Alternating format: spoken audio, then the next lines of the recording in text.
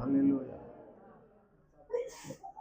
మొదటి సమూయేలు గ్రంథము 15వ అధ్యాయము 22వ వచనం. అందుకు సమూయేలు తాను సెలవిచ్చిన ఆజ్ఞను ఒకడు గైకొనుట వలన యెహోవా సంతోషించినట్లు ఒకడు దహన బలులను అర్పించుట వలన ఆయన సంతోషించిన. ఆలోచించును. బలులు అర్పించుట కంటే ఆజ్ఞను గైకొనుటయు, పొట్టేళ్ల క్రొవ్వు అర్పించుట కంటే మాట వినుటయు శ్రేష్టం. దేవుడి యొక్క పరిశుద్ధ వాక్యం ద్వారా మనందరితోనూ మాట్లాడునుగాక.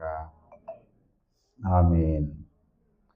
ప్రేమ కలిగిన మా యేసయ్య, మీ స్వరం మాకు వినిపించి మీ ముఖ దర్శనం చేత మమ్మల్ని తృప్తిపరిచి ఇక్కడి నుంచి పంపించమని యేసు పుణ్యనామంలో వేడుకుంటూ ఉన్నాం పరమ తండ్రి. ప్రభునందు ప్రియమైన దేవుని బిడ్డలారా, సమయం చాలా కొద్దిగా ఉంది కనుక కొద్ది నిమిషాలు మనం ఒక 2 మాటలు చెప్పుకొని ముగించుకుందాం.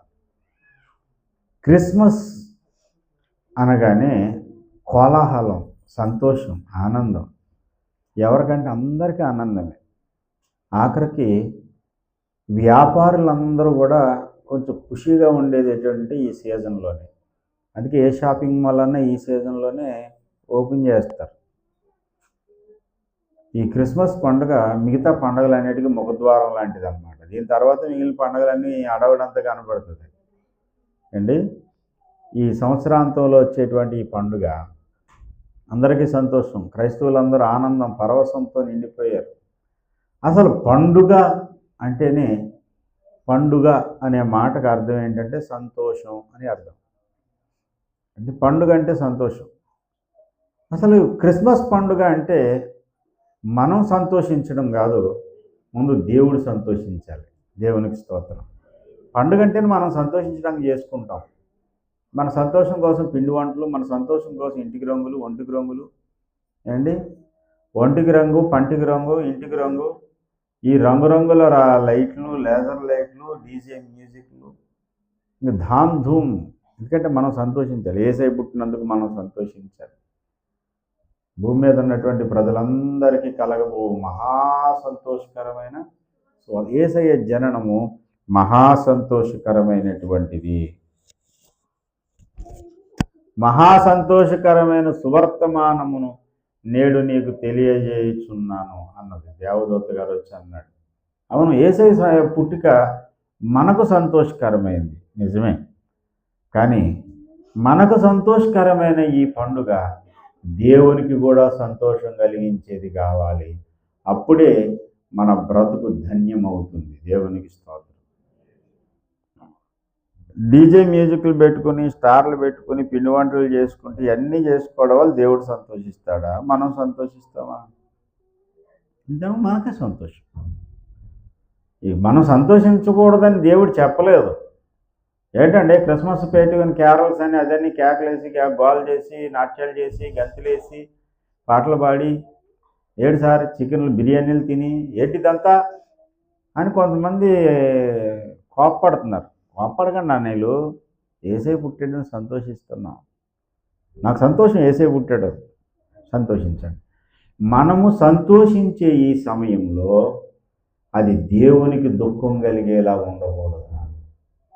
దేవుణ్ణి దుఃఖపెట్టే పనులు నువ్వు చేస్తూ హ్యాపీ క్రిస్మస్, మెర్రీ క్రిస్మస్ అనుకుంటూ కేకలు వేయడం వల్ల ఏమీ ప్రయోజనం లేదు.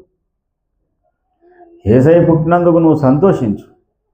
నువ్వు సంతోషిస్తున్న సమయంలో ఆయన కూడా సంతోషించాలి. ఇంట్లో ఒక అబ్బాయి పుట్టాడని పండగ చేసుకుంటాం అండి. మా చిన్నప్పుడు చెప్పిన కథ. లేక ఎప్పుడో చాలా కాలానికి ప్రార్థన చేయగా అన్నీ దేవుని కనికరాన్ని బట్టి దేవుడు కనికరించి ఒక బిడ్డ ఇచ్చాడు. ఆ బిడ్డ మొదటి పుట్టినరోజు వేడుక జరుగుతుంది. చాలా పెద్ద పెద్ద అధికారులను పిలిచారు, ధనవంతులను పిలిచారట. బాబునేమో మంచం మీద పడుకోబెట్టారు, నిద్రపోయాడు. నిద్రలో వేసిన బెడ్షీట్ ఏం చేశాడంటే కొంచెం ఇలా లాగేసుకున్నాడు పైకి. మంచం మీద వీడు బెడ్షీట్ లాగా ఉంది కానీ మనిషిలా కనపడలేదు. అందరూ హడావుడిలో చాలా బిజీగా పలకరింపుల్లో అమ్మ నాన్న మునిగిపోయారు. పిల్లోడు సంగతి మర్చిపోయారు. ఒకడు కోట్ ఇప్పి మంచం మీద ఖాళీగా ఉంది కదా మంచం మీద వేసాడు. ఒకడు ఇప్పేసిన తర్వాత మిగిలినోడు ఏం చేశాడంటే వాడు కూడా చాలాసేపు కోట్ ఉంది కదా అని వాడేసాడు ఏదో పనిలో. అలా 4-5 కోట్లు కోటు మీద కోటు అదే మంచం మీద వాడేశారు. అంత చాలా బిజీగా ఫంక్షన్ జరుగుతుంది. ఇప్పుడు కేక్ కటింగ్ కార్యక్రమం. ఏది కేక్ కటింగ్ చేయాలంటే బాబు ఏంటంటే ఆ బాబు మంచం మీద పడుకున్నాడు, అలా అమ్మ వచ్చింది. మంచం మీద అన్ని కోట్లే ఉన్నాయి కానీ బాబు లేడు. ఏంటి బాబు కనపడట్లేదండి? బాబు కనపడకూడదు, అక్కడే ఉంటాడు కదా అని వెతికారు. మంచం మీద కోట్లు తప్ప బాబు లేడు. అనుమానం వచ్చి ఆ కోట్లన్నీ తీసి పక్కన పెట్టి బాబుని చూస్తే వాడు ఊపిరి ఆడక చచ్చిపోయి ఉన్నాడు.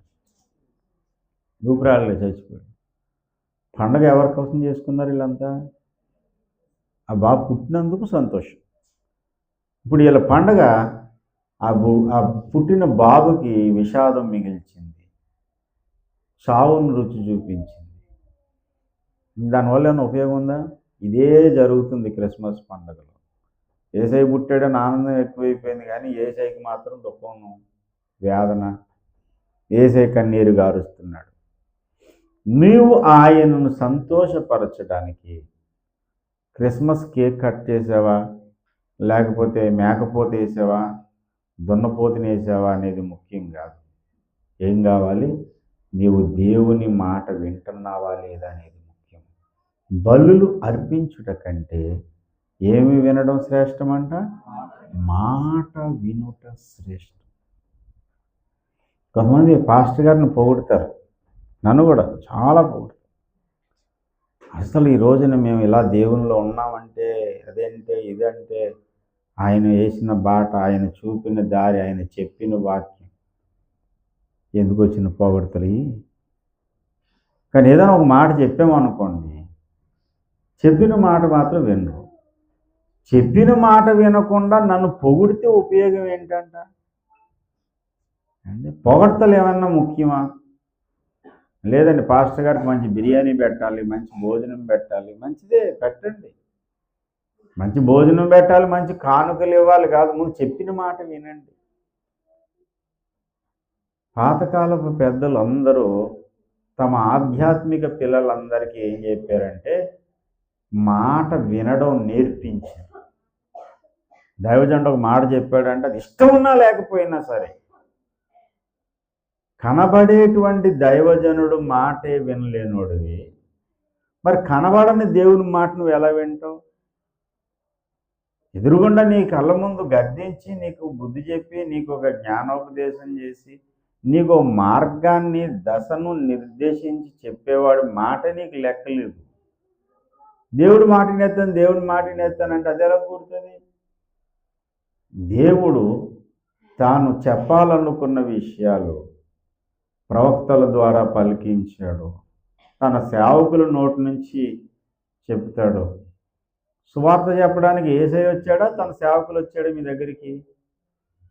అమ్మా, సువార్త చెప్పడానికి ఎవరు వచ్చారు? యేసయ్య వచ్చాడా? యేసయ్య తన సేవకులను పంపించాడు. ఒక వీధిలోకి వెళ్ళి సువార్త చెప్పారు. మీరు వెళ్ళారా, యేసయ్య వెళ్ళారా? మీరే వెళ్ళారు. యేసయ్య పంపితే వెళ్ళారు. అలాగే మనుషులను దేవుడు వాడుకుంటాడు తన సందేశాన్ని, సమాచారాన్ని ఇవ్వడానికి. మనుషులు వస్తే నేను చెప్తే నేను నమ్మను, దేవుడు వచ్చి చెప్తే నేను నమ్ముతానంటే ఆడంత తిక్కలోడు ఇంకెవడూ లేడు. అలాగే దేవుడు తాను ఏది చెప్పాలనుకున్నాడు అది తన సేవకుల ద్వారా చెప్పినప్పుడు బాబు ఇలా చెయ్యండి అని అన్నాడు. లేదా నేను చేయను. కానీ మా పాస్టర్ గారు చాలా మంచిది, మా పాస్టర్ గారు వల్ల మేము చాలా దీవించబడ్డాం, మా పాస్టర్ గారు అంటే మాకు చాలా ప్రేమ. ఏం ప్రేమ? అది ప్రేమ కాదు, అది పైత్యం. అది ప్రేమ ఉన్నప్పుడు ఏం చేస్తారంటే చెప్పిన మాట వినగలుగుతారు. లేఖనంలో ఏమని తెలుసా? ఒకడు నన్ను ప్రేమించిన ఎడల వాడు నా ఆజ్ఞను గైకొనును. దేవుణ్ణి ప్రేమించిన వాడే దేవుణ్ణి సంతోషపరచగలుగుతాడు. సంతోషపరచడం అంటే దేవుడిచ్చిన ఆజ్ఞలను మనము పాటించడం. దేవుడు నీకు ఏదైతే ఆజ్ఞాపించాడో చెప్పిన మాట వినడం నేర్చుకోండి. ఏదన్నా సరే ఏ కార్యక్రమం అన్నా సక్సెస్ఫుల్గా జరగాలంటే ఏం చేయాలి? చెప్పిన మాట వినాలి. చెప్పిన మాట వినకుండా నీకు తోచింది చేసుకుంటూ వెళ్తే, ఇందాక చెప్పాను, జ్ఞానులు వెంబడించడం మాని తమకు నచ్చినట్టు చేసుకుని వెళ్ళి నష్టం కలిగించారు. నీ స్వబుద్ధిని ఆధారం చేసుకుని నీ ఇష్టానుసారంగా నువ్వు ప్రవర్తిస్తే పండగలో ఆనందం కంటే పండగలో విషాదమే ఎక్కువ అవుతుంది. నేను చాలా జాగ్రత్తగా ఉండండి, కేర్ఫుల్గా ఉండండి అని చెప్తున్నాను. సువార్త కూడికలు ఎక్కడ ఏర్పాటు చేసినా ఎవరు అనాలోచనగా ఉండొద్దు. అందరూ చాలా అలర్ట్గా ఉండండి. ప్రయాణాలలో అపాయాలు ఎన్నో పొంచి ఉన్నాయి. జాగ్రత్త పడండి. తప్పకుండా హెల్మెట్ వాడండి. బైక్ డ్రైవ్ చేసే వాళ్ళు హెల్మెట్లు వాడండి. నిర్లక్ష్యంగా ప్రవర్తించకండి. లేడీస్తో ప్రయాణం చేసే వాళ్ళు ఒంటరిగా వెళ్ళొద్దు. ఒంటరిగా ఏం పర్లేదు, మాకు తెలుసున్నారు అంటే మాకు అలవాటైంది, వద్దు, అలా చేయకండి. ఒక టీమ్గా వెళ్ళండి. వాళ్ళు వచ్చేసరికి లేట్ అయిపోద్ది, నేను ముందు వెళ్ళిపోతాను. ఒకవేళ కలిసి వెళ్తున్నట్టు వెళ్ళి రైలాగా ఎందుకంత ఆడావిడి? కలిసి ఒక వెనక ముందు వచ్చే వాళ్ళని చూసుకుంటా కలిసి వస్తున్నారు లేదా అనుకుంటూ వెళ్ళిపోతే మధ్యలో ఎవడన్నా అడ్డగించాడు అనుకోండి, 4-5 ఉంటే ఆ పరిస్థితి వేరు. ఒంటరిగా ఉంటే ఏమవుతుంది? ఒంటరిగా ఉన్నప్పుడు ఎన్ని ప్రమాదాలు జరుగుతాయో, ఎంత నష్టం జరుగుతుందో ఇటీవల కాలంలో ఒక ప్రముఖ పాస్టర్ గారి యొక్క జీవితాన్ని బట్టి మనకు తెలుసు. ఆయన చెప్పాడు, నేను ఎక్కడికి వెళ్ళినా ఒంటరిగానే వెళ్తాను, బైక్ మీదే వెళ్తాను, పలానా రోడ్లో వెళ్తాను. డీటెయిల్స్ అన్నీ ఇచ్చేసాడు ఆయన. మతోన్మాదులకి డీటెయిల్స్ అన్నీ దొరికాయి, దారి కాశారు, దెబ్బ కొట్టారు. కాబట్టి ఎప్పుడు కూడా మీరు ఒంటరిగా ప్రయాణం చేయకండి. నేను మళ్ళా చెప్పాను, ఇక్కడి నుంచి ఇంకా లోపల భాగానికి వెళ్ళవలసి వచ్చినప్పుడు భైరవపాలెం కానీ, లేకపోతే సావిత్రి నగర్ కానీ, గుత్తిందేవి కానీ ఇంకా లోపలికి వెళ్తున్నారు, దూరం వెళ్ళవలసి వచ్చినప్పుడు ఆ రాత్రికి ఇక్కడే ఉండిపోండి. ఒంటరిగా వెళ్ళొద్దు. 2-3 ఉన్నారా, 2 బైకులు 3 బైకులు ఉన్నాయి, కలిసి వెళ్ళండి. ప్రయాణం చేసేటప్పుడు ఓవర్ స్పీడ్ చేయొద్దు, ఓవర్ స్పీడ్ డ్రైవింగ్ చేయొద్దు. మాట వినండి. మేము యేసయ్య చెప్పిన మాట వింటాం కానీ, దేవుడు చెప్పిన మాట వింటాం కానీ, దైవజనుడు మాట వినడం అని అంటే, దైవజనుడు దేవుని మాట చెప్తున్నాడా, నీ క్షేమం కోరి చెప్తున్నాడా, నీకు నష్టం కోరి చెప్తున్నాడా? నీ క్షేమం కోరి చెప్పిన ప్రతి మాట వినండి. మాట వినుట శ్రేష్టం. ఓవర్ స్పీడ్ వెళ్ళి మన అన్నీ కూడా ఇంచుమించుగా ఒక 2-3 సంవత్సరాలు వాడిన బళ్ళు, ఏదో 1 సంవత్సరం కిందట కొనుక్కున్నది ఒకరిద్దరికి ఉంది. పాత బళ్ళే కదా. ఓవర్ స్పీడ్ వెళ్ళారు. పాత బండి అయినా కొత్త బండి అయినా ఆగుతుందా? ఓవర్ స్పీడ్ ఎందుకు? ఓవర్ స్పీడ్ వెళ్ళొద్దు, నిదానంగా వెళ్ళండి. నీ ఆరోగ్యాన్ని పాడు చేసే పనులు నువ్వు చేయొద్దు, జాగ్రత్తగా ఉండు. రెండవది, మంచు భయంకరంగా కురుస్తుంది. ఈ మంచు వల్ల మీ లంగ్స్ పాడవకుండా ఉండాలంటే ముక్కుకు మాత్రం తప్పకుండా ఒక మాస్క్ పెట్టుకోండి, మంకీ క్యాప్ వేసుకోండి. పిల్లలను తిప్పుతున్నారు, పిల్లల్ని తీసుకురావడం, చిన్నపిల్లల్ని అంత క్షేమం కాదు, ఇంటి దగ్గర వదిలిపెట్టి రావడం మంచిది. కానీ ఇంటికాడ చూసేవాళ్ళు లేరు, వస్తున్నారు అనుకోండి, ఆ పిల్లలకి ముక్కులకు కట్టండి. ముందు వాడు ఉంచుకోవడానికండి, ఉంచుకుపోయిన ముక్కు వాడికి గాలి లోపలికి చల్లగాలి వెళ్ళిపోకుండా ప్రయత్నం చేయండి. ఆరోగ్యాలు పాడైన తర్వాత మనం చేసేది ఏమీ లేదు. హాస్పిటల్ చుట్టూ తిరగకముందే మనం జాగ్రత్త పడవలసిన అవసరం ఉంది. తర్వాత మనం చేసే ఈ పండుగల ద్వారా మనం సంతోషించడమే కాక అనేక మంది రక్షణ పొందితే యేసయ్య సంతోషిస్తాడు. దేవుని సంతోషపరచాలంటే ఏం చేయాలి? అనేకులకు రక్షణ మార్గాన్ని వివరించాలి. ఆ కాన్సెప్ట్తోనే మనం ఈ యొక్క సువార్త కూటాలు, ఈ క్రిస్మస్ కూటాలు ఏర్పాటు చేశాం. కాబట్టి అన్యజనులు రక్షణ పొందితే దేవుడు సంతోషిస్తాడనేది ఎంత నిజమో, అలాగ అన్యజనులు రక్షణ పొందాలంటే పరిశుద్ధాత్మ దేవుడు దిగి వచ్చి కార్యం చేయాలి. నేను చెప్పేసిన బోధన బట్టో, మీరందరూ కూర్చుని పాడేసిన పాటలను బట్టో ఎవరో మారిపోరు. అక్కడ పరిశుద్ధాత్మ దేవుడు దిగొచ్చి కార్యం చేయాలి. పరిశుద్ధాత్మ దేవుడికి దిగొచ్చి కార్యం చేయాలంటే మనం ఏం చేయాలి తెలుసా? మనము పరిశుద్ధాత్మ దేవునికి అనుకూలంగా ఉండాలి. ఆత్మదేవుడు వచ్చి కార్యం చేయాలంటే ఆత్మదేవుడికి మనం అనుకూలంగా ఉంటేనే కార్యం చేస్తాడు. అక్కడ ఒకరినొకడి మీద కొండాలు మోపుకొని, ఒకరినొకడు కరుచుకుని, భక్షించుకుని, దెబ్బలాడుకుని, బుద్ధిలాడుకుని, ద్వేషము, కలహాలు, అసూయలు పెట్టుకుని స్వార్థ చేసేస్తున్నాం, అది చేసేస్తున్నాం అనుకుంటే అదంతా గంగపాలు, ఏమి బూడిదలో పోసిన పన్నీరు, దానివల్ల ఉపయోగం లేదు. పరిశుద్ధాత్మ దేవుడు జోక్యం చేసుకోకపోతే మనం చేసే పని వల్ల ఉపయోగం ఏమైనా ఉందండి? ప్రయాసం మిగులుతుంది కానీ పని ఏం కనపడదు. ప్రయాసం మిగిలి పని కనపడకుండా మనం నష్టపోయే కంటే మనం ప్రయోజనకరంగా పని చేయడానికి, ఫలము పొందుకోవడానికి మనం ప్రయత్నం చేద్దాం. దేవునికి స్తోత్రం. ఈ ప్రయత్నంలో భాగంగా ప్రతి విశ్వాసి చాలా కేర్ఫుల్గా ఉండాలి. అసమాధానం ఉన్నారా? భార్యాభర్తల మధ్యలో అసమాధానం వచ్చిందా? ముందు సమాధానం పడండి.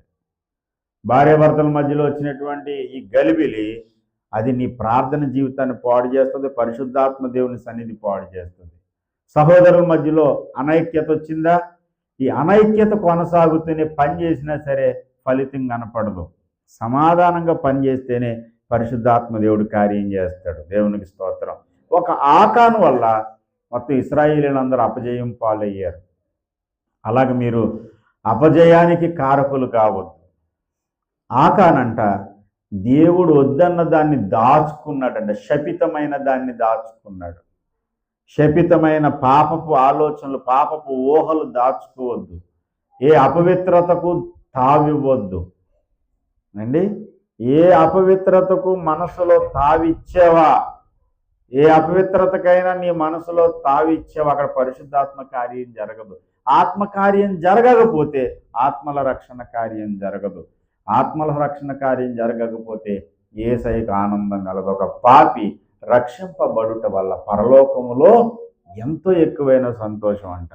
ఈ క్రిస్మస్ ద్వారా పరలోకంలో సంతోషం కలగాలి, అనేక మంది రక్షణ పొందాలి, అనేక మంది దేవుని వైపు తిరగాలి, నామకార్థ క్రైస్తవులు వెలిగించబడాలి, పడిపోయిన క్రైస్తవులు మరలా పుంజుకోవాలి, తమ జీవితంలో ఒక ఉద్యమం కలగాలంటే మనమందరము పరిశుద్ధాత్మ దేవునికి అనుకూలంగా బ్రతుకుదాం. పరిశుద్ధాత్మ దేవుని దుఃఖపరిచే ఏ కార్యం మన చర్యల్లో రానియొద్దు, ఆలోచనలో రానియొద్దు. సహోదర ప్రేమయందు నిలకడగా ఉందా. అపవిత్రమైన ఏ తలంపు, ఏ ఆలోచన, ఏ వ్యవహారానికి తావివ్వకుండా బహు జాగ్రత్తగా నడుచుకుంటూ ముందుకు వెళ్దాం. మాట వినుట శ్రేష్టం. దేవుని మాట విందాం, దేవుని సంతోషపరుద్దాం. దేవుడి మాటలు మన వినికిడిలో ఆశీర్వదించునుగాక. ఆమేన్. రండి ప్రార్థన చేసుకుందాం. దేవుని వైపు తిరిగి